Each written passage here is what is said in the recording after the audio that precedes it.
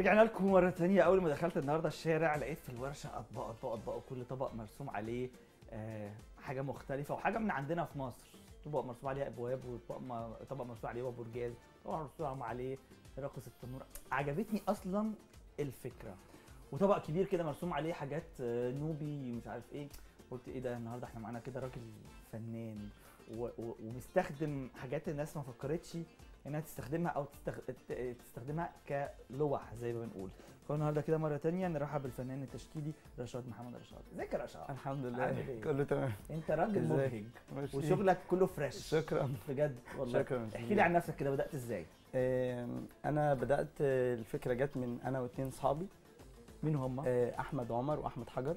بوجه لهم تحيه طبعا، ان شركائي في كل حاجه، اصحاب من ايام الكليه وكل حاجه. كنت تجيبهم معايا؟ هم للاسف ظروفهم. جت الفكره من ان احنا بنحب نقتني حاجات ونشتري حاجات يدويه وكده. فلما كنا نيجي نشتري حاجه لحد من زمايلنا او حد مسافر بره او كده، كانت دايما الحاجه بتبقى صنع في الصين، صنع في تركيا، تايلاند، الهند.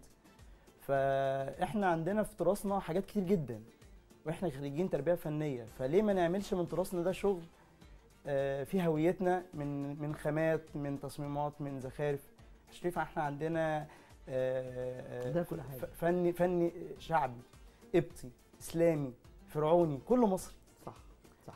فجت الفكره ان احنا نعيد صياغه الزخارف والتصميمات دي تاني، بس بشكل عصري ينفع الناس تستخدمها، ينفع الناس تعلقها، فيها المقولات الشعبيه بتاعتنا.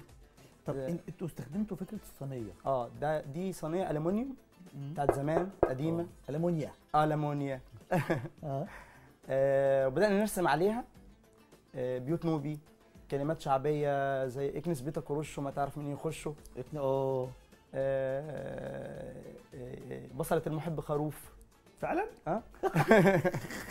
طب انا كمان معجب قوي بالصواني الكبيره زي اللي عماله تلف ورا دي. دي انت عارف كانت في فتره من الفترات الصواني الكبيره يدخلوا عليها. احنا عندنا واحده هناك بص سوسو عماله تاكل وهم عمالين ياكلوا قدامهم. لا يا من غير ما نشوف نحاس. الصينيه النحاس اللي بيخش يدخلوا عليها الاكل. ففي حتى بعض الناس ورثوا صواني من دي، كانت حتى بتبقى عليها حاجات تركي بالظبط. بقوا يعلقوها على الحيطان، بتدي شكل حلو. ففكره الصينيه دي احنا حاجه جديده قوي. هي الفكره ان احنا الصينيه بتاعتنا الالمونيا دي، الصينيه دي بتاعتنا. هي لازم الالمونيا، ممكن تبقى اي صينيه صح؟ بس يعني انا حبيت ان تبقى الخامه يعني خامه مصريه. انا عايز اقول لك حاجه، وانا بفكر معاك يعني. في ناس كتيره بيبقى عندهم في البيت الصواني التيفال تتجرح خلاص، فبيضطروا يرموها. فهم بدل ما يرموها ممكن بقى يستغلها يرسموها. صح بالظبط. ممكن بس هي الميزه في الصينيه الالومنيوم ان هي بيبقى فيها مسام، فبتشرب لون كويس قوي. بعد كده بعزلها ممكن تستخدم او تتعلق. صح.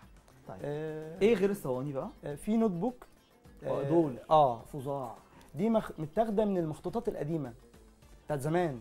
كانوا بيكتبوا، ما كانوش بيكتبوا مسطر زينا كده سطور تحت بعض، كان شويه بالهامش، بالعرض، بالورب، الكلام تحت بعضه فوق بعضه. ده جلد طبيعي مصري. الورق اللي جوه ورق كرافت. بصوا يا جماعه بتتفتح مقفوله ازاي، بتتفتح كده. هي معموله على طبيعتها خالص يعني، حلوه قوي، كله مانيوال، مش داخل فيه اي مكنه قوي. القماش ده قماش مصري. وايه الورق ده؟ ورق كرافت، الورق الريسايكل. اوكي. بالظبط، هو معاد تدويره. اوكي. بس بحيث ان اللي يبقى شايلها يبقى شايل حاجه ريحتها حلوه طبعا. اوكي. الجلد الطبيعي بيبقى له ريحه مميزه مع الورق ده عامل ريحه حلوه. اوكي. فموضوع النوت بوك انت عامل كل كذا ديزاين بقى، في اللي معاك، وفي زي ده مربع. ده بيتفتح كده. نفس الفكره. اوكي. اوقات بقى ببقى كاتب عليه رباعيات صلاح جاهين او اشعار لفؤاد حداد. اوكي. واوقات بيبقى مكتوب عليه او مرسوم عليه حاجات من برضه. اوكي. طيب هناك برضو الناحيه الثانيه في شنط او اكياس مش عارف بيسموها ايه، البوك. انا بسميه كده. دي هم البنات بيقولوا عليه إيه اسم كوشن. كوشنز. لا يا ساميه بتقولوا ايه على الشنط الصغيره دي؟ بورتفي. لا بالانجليزي. لا غير البيرس، في حاجه ثانيه. شنطه صغيره. شين لاشت ولا كلاشت حاجه كده. اسمها ايه؟ كلاتش. ايوه كلاتش. الكلاتش ده اللي هو ده صح؟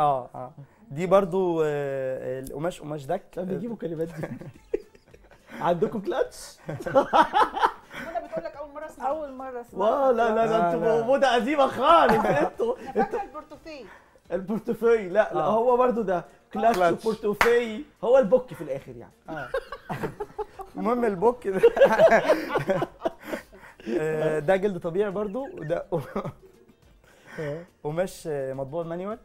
والقماش اللي جوه قماش كريتون بتاع التنجيد بتاع زمان.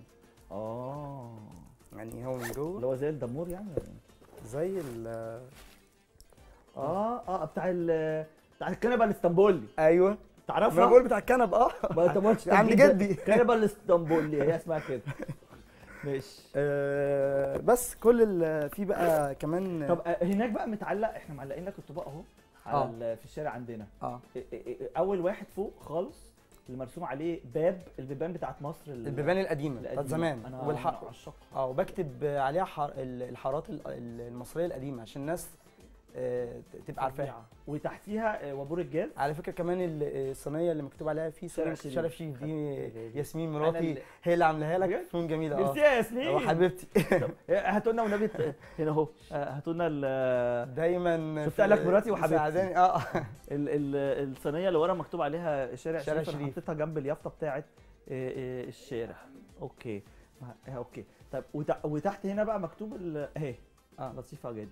استنوا خليكم زي ما انتوا، زي ما انتوا اهي. اوكي. واللون الاخضر والزرع والباب القديم وحلوه جدا جدا. بشكر ياسمين، ثانك يو. طيب هنا برضو انت عامل بقى راقص التنوره. التنوره بتاعنا المصري. الالوان بتاعته مبهجه جدا وبيميزنا جدا. صحيح. بكتب عليها بقى برضه كلمات لابن الفارض والحلاج. طب انت ما فكرتش تعمل ست حاجات مع بعض يعني مثلا كوليكشن؟ يعني مثلا ده ومعاه الكوشنز بتاعته خداديات، ومعاه مثلا مفرش اللي هي كلها ست يتباع مع بعض هديه. هو اللي انا شغال عليه دلوقتي ان انا بعمل مثلا كذا حجم وتحطوا مع بعض، لكن دي فكره كويسه جدا. هو دلوقتي عملت الليله الكبيره؟ ده الليله الكبيره بس بطريقتنا احنا. قرب لك حته ملبن يا غزال يا غزال عيش حلال. الله. مسا التماسي يا ورد قاعد على الكراسي. حلوه قوي قوي قوي برضه. الخشب كمان زان. اوكي. عشان يستحمل وممكن يستخدم كمان. ممكن يتحط عليه حاجات. اوكي. طب انت دلوقتي هتعمل لنا ايه؟ انا بوري الطريقه اللي انا بشتغل بيها. انا ببدا الاول اعمل الديزاين بتاعي بالقلم عادي خالص، وببدا احط التفاصيل برصاص. بعد كده ببدا اشتغل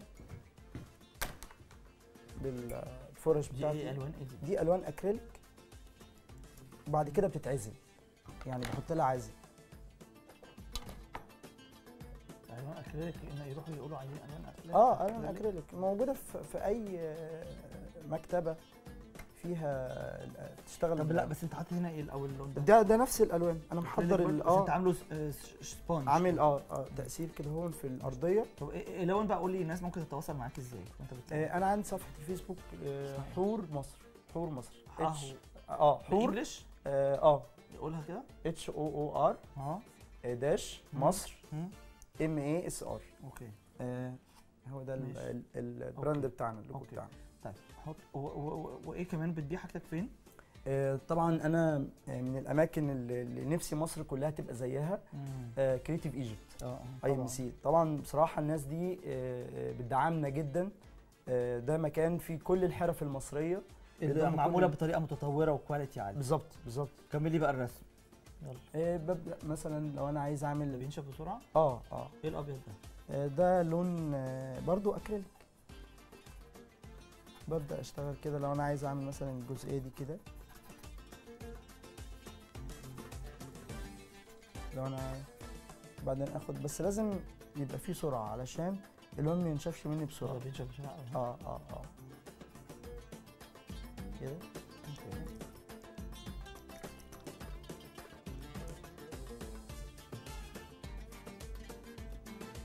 واعمل كده وابدا احط. لازم اعمل البيز بتاعي الاول، بعد كده بحط بقى التفاصيل اللي انت شايفها على باقي الصواني.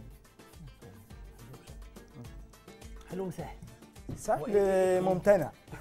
ده برضو الديزاين دي احنا برضو اللي عاملينها. دي كروت؟ كروت تفتحهاش بقى عشان بس ما كده. نبوظها. بيبقى معاه بتفتحها جواب بأسري. والعمده والعمر الغفير العربيه الميكروباص حلوين بشكل. كروتا اللي احنا بدل ما نستورد كروتا والحاجات دي بالظبط. بصوا عندنا شباب عامل كروتا حلوه تهبل. خلص الفول انا مش مسؤول. هعرفك انا على حد ممكن يشتري منك كروت حلو قوي. تشين محلات كده هايله. طيب ايه كمان؟ ايه كمان عندنا هنا؟ ايه الشنط دي بقى؟ الشنط دي نفس فكره ال علموني اكون مسامح زي نبع الحب. مش دي اغنيه لمحمد منير؟ صح؟ وهنا علموني واخد كلمات من الاغاني بتاعتنا، وفي حاجات معمول عليها ديزاين خطوط عربي. لا استنى، لفت نظري حاجه هضحكك دلوقتي. بس هنا في شنطه مكتوب عليها يسعد صباحك يا حلو. دي لو واحده مشيت فيها في الشارع يعني حقيقة هتتضرب. خلاص ما بقاش عندنا تحرشات ولا حاجه. مفيش الكلام ده خلاص. طب ايه براد الشاي ده؟ لا دي من ضمن الحاجات اللي انا بحطها مع الشغل بتاعي في كاكسسوارز كده تزوق الشغل. واوقات برسم عليها. ما هو ده يترسم عليه. فبيبقى شكلها حلو قوي. هو ده بارز ولا لا؟ لا تحس ان هو بارز. ده مرسوم برضو. مرسوم ومش بيطلع يعني ثابت. هي من جوه كمان القماش اللي جوه ده قماش مطبوع. نفس فكره الشنطه. اوكي. دي ما فيهاش. بص انت حاجتك عاجبني فيها ان انت يعني اخترت حاجه جديده ومختلفه محدش عاملها. موضوع الصواني والرسم على الصواني انا شايف ان هي حاجه. انت ليه مش ماضي عليهم بقى؟ لا كلهم ممضيين. ما فيش اهو. فين الامضاء؟ لا انت مسكت الوحيده اللي مش ممضيه. لا هي ممضيه. صح. دي مكتوب عليها ياسمين. هم كلهم ياسمين؟ لا في رشاد. بس ياسمين يعني دايما مدعماني دايما معايا. ربنا يخليكم لبعض. ربنا يخليكم لبعض. انا بشكرك انت النهارده شرفتنا ونورتنا وجود لك. كمل الصينيه دي لغايه الاخر. شاكر جدا. اشكرك.